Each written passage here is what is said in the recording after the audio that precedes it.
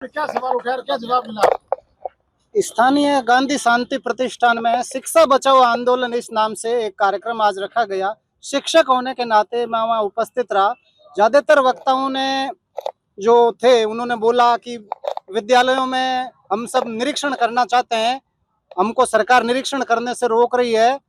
तो ये जो विषय था, शिक्षक होने के नाते हमको ऐसा लगा कि हम विद्यालयों में पढ़ाते हैं तो हमने ये देखा है कि अभिभावक, शिक्षक और शिक्षार्थी, ये जो तीन स्टेक होल्डर्स है, ये तीनों मिलकर के स्कूलों को ढंग से चलाएं।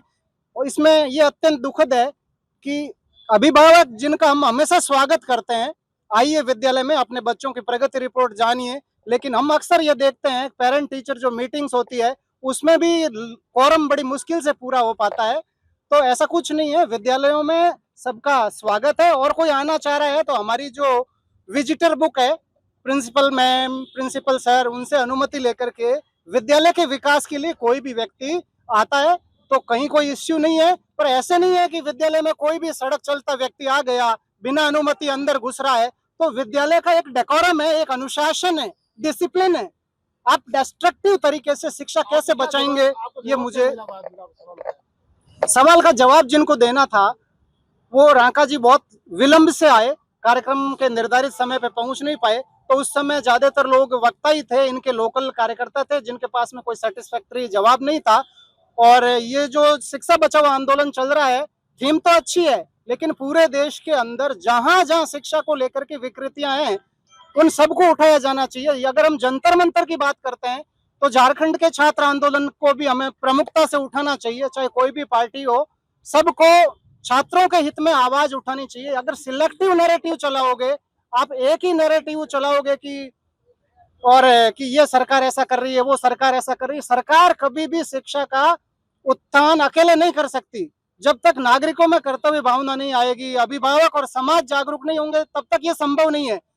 ये कैसे संभव है कि कोई जयपुर से, दिल्ली से एनजीओ के लोग आएंगे और हमारे लोकल स्कूल को सुधार देंगे? मुझे तो ये एक एजेंडा लग रहा है, इट्स नैरेटिव।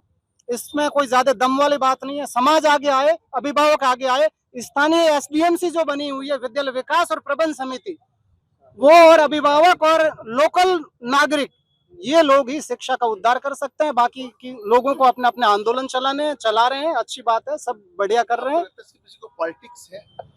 हाँ, मुझे ऐसा लगता है जिस तरह से मतलब उग्र होकर के ये विषय उठाए जा रहे हैं, मुझे तो लगता है कोई एजेंडा चलाया जा रहा है। ये भाई सरकार से शिकायत है तो सरकार से करो, शिक्षा सचिव से मिलो, हमारे विद्यालयों में, स्कूलों में क्यों आ रहे हो? वहाँ उद्यम मचाने का तुक क्या है? बच्चे क्या शिक्षा लेंगे इस तरह आप करोगे तो? सबसे जेठाराम बिश्नोई, प्राध्यापक राजनीति विज्ञान। धन्यवाद। बात हमारे मीडिया कर्मी जो है, पूरी मीडिया ने आज का बहिष्कार किया, इस पर आपकी क्या राय है? पूरे विश्व में वामपंथ हमेशा सबसे पहले मीडिया पर हमला करता है। और जैसा कि आप सबको सर्वविदित भी है कि कुछ वामपंथी नेता द्वार पर आपके स्वागत के लिए खड़े थे, तो आप उनसे और क्या अपेक्षा करेंगे?